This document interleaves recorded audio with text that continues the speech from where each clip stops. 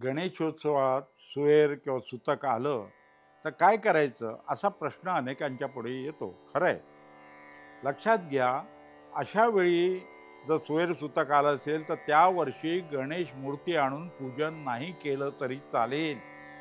असं कुठेही लिहिलेलं नाही. कुठल्याही धार्मिक ग्रंथामध्ये, प्रमाणभूत ग्रंथामध्ये असं लिहिलं नाही की दरवर्षी गणपतीची मूर्ती आणून पूजन करायलाच पाहिजे, असं कुठेही लिहिलेलं नाही.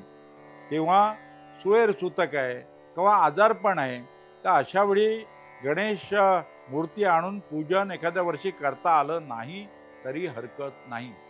व काही लोक म्हणतात दुसऱ्याकडून आणून तिचं पूजन करून मग ती विसर्जित. तसं करायची सुद्धा आवश्यकता नाही. एखाद्या वर्षी खंड पडला अडचणीमुळे किंवा सुतक आल्यामुळं तरी हरकत नाही. गणपती हा कृपाळू असतो. तो कधीही शाप देत नाही, तो कधीही त्रास देत नाही. ही गोष्ट लक्षात घ्यायला पाहिजे. तो प्रसन्नच आहे, तो सुखकर्ता आहे, त्याला सर्व काही कळतं, तो सर्वज्ञ आहे. आणि काही लोक म्हणतात गणपती हा पाहुणा आहे. गणपती हा पाहुणा नाही.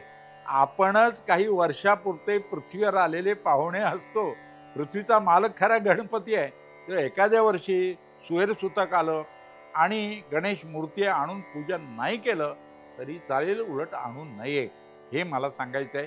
कधी कधी काय होतं, गणेश मूर्तीची स्थापना आपण करतो, पूजन करतो गणेश चतुर्थीच्या दिवशी, आणि नंतर समजा एखाद्या ग्रस्ताचं कुटुंबामध्ये निधन झालं, सुतक आलं, तर मात्र आपण पूजन उत्तर पूजा करून विसर्जन करायचं नाही. तर मित्राला किंवा शेजाऱ्यांना सांगायचं, तुम्ही गणेश मूर्तीचं उत्तर पूजा करून मूर्तीचं पूजा करा आणि मग गणेश मूर्तीचं विसर्जन करायचं. दुसऱ्या करवी आपण करायचं नाही. जर स्थापना झाल्यानंतर जर सुतक सुहेर आला तर ही गोष्ट समजून घ्यायला पाहिजे. बाकी चिंता मुक्त, भयमुक्त होऊन पूजा करायची असते. आपण पूजा केल्यानं काय होतं, कार्यकारण भाव लक्षात घ्या. पूजा केल्यानं आपण निर्भय बनतो. आपण निर्भय, देव आहे माझ्याबरोबर, देव आहे माझ्या पाठीशी, ही गोष्ट लक्षात येते. म्हणून मला सांगायचं आहे की निर्भयता प्राप्त होण्यासाठीच पूजा करायचीच आहे. त्यामुळे भीती न बाळगता आपण पूजन करा.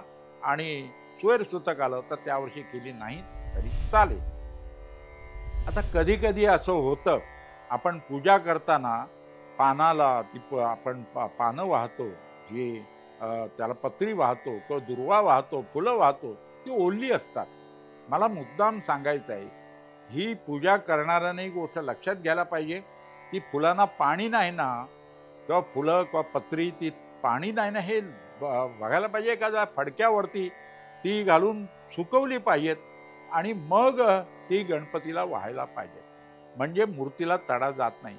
कधी कधी असं होतं की वृद्ध मनुष्य जर पूजा करीत असेल तर आपलाच हात लागून गणपतीला तडा जाऊ शकतो, क्रॅक जाऊ शकतो, किंवा हवामानामुळं किंवा मूर्तिकाराची चूक असेल तरी तसं होऊ शकतं.